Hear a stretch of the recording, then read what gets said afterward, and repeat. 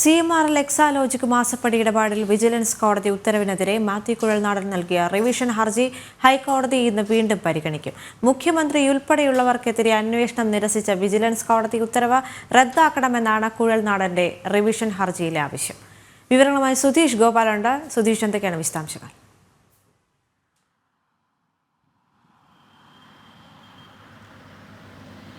Devika, എക്സാലോജിക്കിലേക്ക് CMRL നിന്നും മാസപ്പടിയായി പണം വന്നതുമായി ബന്ധപ്പെട്ട മാത്യു കുഴൽനാടൻ MLA വിജിലൻസിന് നൽകിയ പരാതിയുടെ അടിസ്ഥാനത്തിലുള്ള അന്വേഷണത്തിന് ആദ്യം അനുമതി നൽകിയിരുന്നില്ല. വിജിലൻസ് കോടതിയാണ് ഈ അന്വേഷണത്തിലുള്ള നടപടി വേണ്ട എന്ന ഒരു നിലപാടെടുത്തത്. എന്നാൽ ഈ വിധി റദ്ദ് ചെയ്യണമെന്ന് ആവശ്യപ്പെട്ടുകൊണ്ടാണ് മാത്യു കുഴൽനാടൻ ഹൈക്കോടതിയിൽ റിവിഷൻ ഹർജി നൽകിയത്.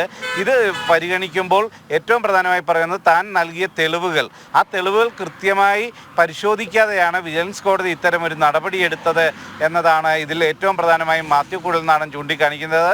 ഇതേ സാഹചര്യത്തിൽ തന്നെ സംസ്ഥാന സർക്കാരിനെ വിശദീകരണം ഇതുമായി ബന്ധപ്പെട്ട് ഹൈക്കോടതി തേടിയിട്ടില്ല എന്നൊരു വിമർശനം സംസ്ഥാന സർക്കാരും മുന്നോട്ട് വെക്കുന്നുണ്ട്. എന്തുതന്നെയായാലും ഇന്ന് ഹൈക്കോടതി ഇത് പരിഗണിക്കുമ്പോൾ അനുകൂലമായ ഒരു വിധി വരും എന്ന പ്രതീക്ഷയിൽ തന്നെയാണ് മാത്യു കുഴൽനാടൻ. ഇതിൽ ഏറ്റവും പ്രധാനമായും മുഖ്യമന്ത്രി പിണറായി വിജയൻ, മകൾ വീണ വിജയൻ, അതോടൊപ്പം തന്നെ എക്സാലോജിക്കും CMRL ഈ 4 പേര് പ്രതി ചേർത്തുകൊണ്ടുള്ള ഒരു അന്വേഷണം വേണം എന്നത് തന്നെയാണ് മാത്യു കുഴൽനാടൻ മുന്നോട്ട് വെക്കുന്ന ആവശ്യം. അത്തരത്തിലൊരു അന്വേഷണം നടന്നാൽ ഈ മാസപ്പടി വിവാദം, അതിൽ പറയുന്ന കാര്യങ്ങൾ കൃത്യമായി തന്നെ ബോധ്യപ്പെടും എന്നതാണ് മാത്യു കുഴൽനാടൻ ചൂണ്ടിക്കാണിക്കുന്നത്. അത്തരത്തിൽ ഇതിൻ്റെ തെളിവുകളെല്ലാം തന്നെ ഏത് സേവനത്തിൻ്റെ പേരിലാണ് പണം നൽകിയതെന്നത് അടക്കമുള്ള കാര്യങ്ങൾ പരിശോധിക്കണം എന്നതാണ് മാത്യു കുഴൽനാടൻ മുന്നോട്ട് വെക്കുന്നത്.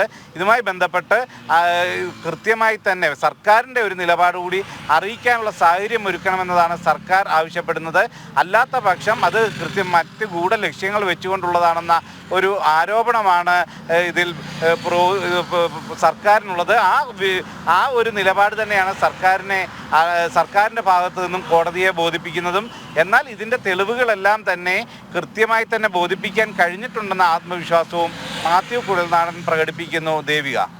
ശരി, കൊച്ചിയിൽ നിന്ന് സുധീഷ് ഗോപാൽ വിവരങ്ങൾ പങ്കുവച്ചു.